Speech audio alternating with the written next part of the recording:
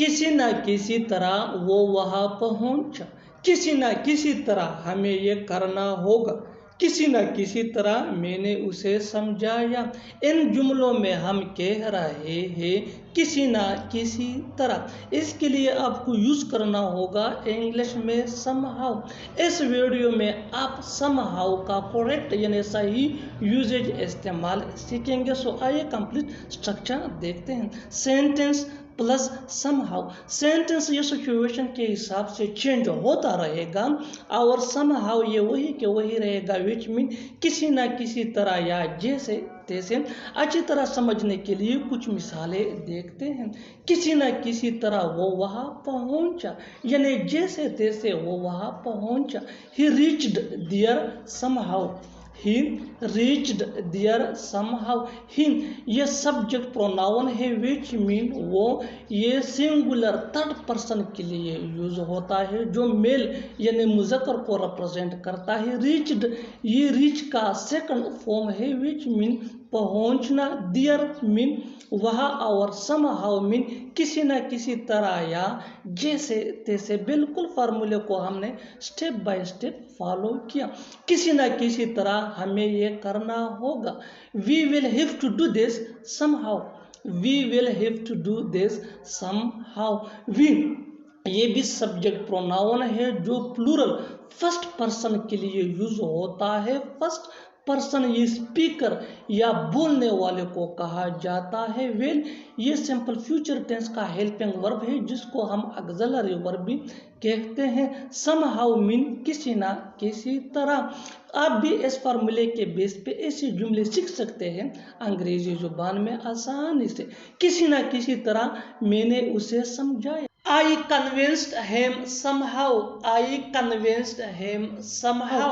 आइए ये हमारा सब्जेक्ट प्रोनाउन है जो सिंगुलर फर्स्ट पर्सन के लिए यूज होता है। फर्स्ट पर्सन स्पीकर को कहा जाता है। कन्विंस्ड मीन समझाना। हिम ये हमारा ऑब्जेक्ट प्रोनाउन है विच मीन उसे समहाउ किसी ना किसी तरह। आई कन्विंस्ड हिम ये हमारा सिचुएशन के हिसाब से सेंटेंस है विच मीन मैंने उसे समझाया। ये सिंपल पास्ट टेंस का सेंटेंस है। Simple past tense is used to show an action that happened in known time in the past. यानी सिंपल पास्ट टेंस ऐसे कामों को जाहिर करने के लिए इस्तेमाल होता है जो माजी में हुए हों। One more example for better understanding. किसी ना किसी तरह यहाँ आओ, किसी ना किसी तरह यहाँ आओ। Come here somehow, come here somehow. Come here ये हमारा सेंटेंस है और ये इम्पेरेटिव सेंटेंस है विच मीन यहाँ आओ। कम मीन आओ और हियर मीन यहाँ समहाउ किसी ना किसी तरह। और आखिर में ये सेंटेंस आपके लिए कमेंट सेशन में इसका जवाब ज़रूर देना। किसी ना किसी तरह ये सीखो, किसी ना किसी तरह ये सीखो। वहाँ जाने का सवाल ही पैदा नहीं होता, उससे मिलने का सवाल ही पैदा नहीं होता, बोलने का सवाल ही पैदा नहीं होता। इन जुमलों में हम कह रहे हैं सवाल ही पैदा नहीं होता। इसके लिए आपको यूज़ करना होगा इंग्लिश में no question rises. No question rises mean सवाल ही पैदा नहीं होता। इस वीडियो में आप नो क्वेश्चन राइजेस का सही इस्तेमाल सीखेंगे। सो आइए कंप्लीट स्ट्रक्चर देखते हैं। No question rises plus to plus V1 यानी first form of verb plus other words. No question rises ये सेंटेंस के शुरू में यूज होगा। अच्छी तरह समझने के लिए कुछ मिसालें देखते हैं।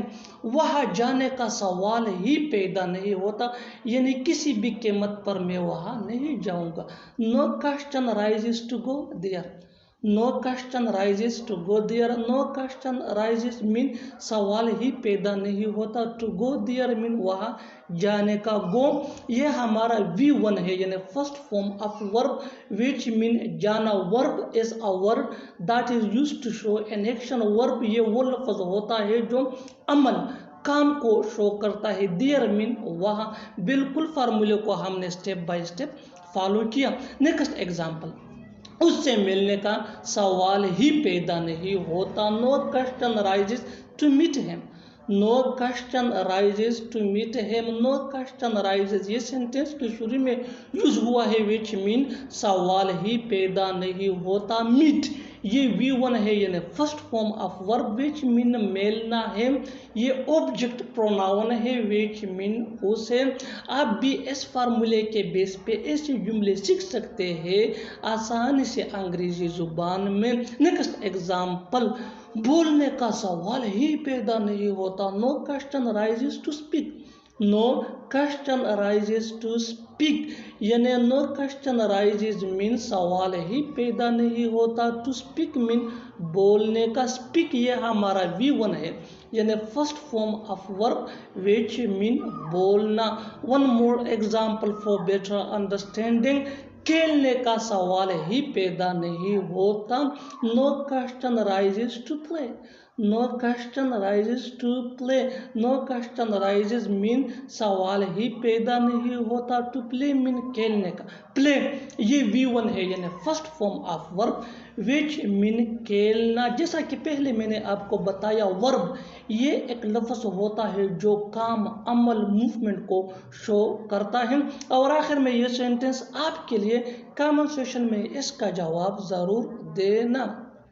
तुम्हारे साथ जाने का सवाल ही पैदा नहीं होता।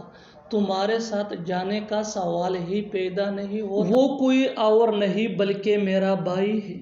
मैं कोई और नहीं बल्कि तुम्हारा दोस्त हूँ। तुम कोई और नहीं बल्कि एक डॉक्टर हो। वो कोई और नहीं बल्कि एक खिलाड़ी है। इन जुमलों को गौर से पढ़ो। इन जुमलों में हम यूज़ कर रहे हैं यानी बोल रहे हैं कोई और नहीं बल्कि। कोई और नहीं बल्कि ये हर सेंटेंस में बार बार रिपीट हो रहा है। इसके लिए आपको यूज़ करना होगा इंग्लिश में none other than. None other than mean कोई और नहीं बल्कि।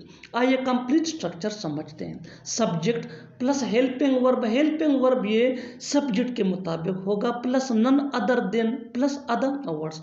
आगे डिटेल से समझाता हूँ मिसालों से। Here are some example for better understanding. वो कोई और नहीं बल्कि मेरा भाई है।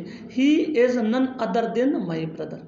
He is none other than my brother. मैं कोई और नहीं बल्कि तुम्हारा दोस्त हूँ। I am none other than your friend. I am none other than your friend. तुम कोई और नहीं बल्कि एक डॉक्टर हो। You are none other than a doctor. You are none other than a doctor. वो कोई और नहीं बल्कि एक खिलाड़ी है। He is none other than a player. He is none other than a player. और आखिर में ये सेंटेंस आपके लिए, देखते हैं कि कौन कौन इसका जवाब सही करता है। वो कोई और नहीं बल्कि एक अदाकार है। वो कोई और नहीं बल्कि एक अदाकार है। Subscribe to English PS for more advance English sentence structure. Thanks.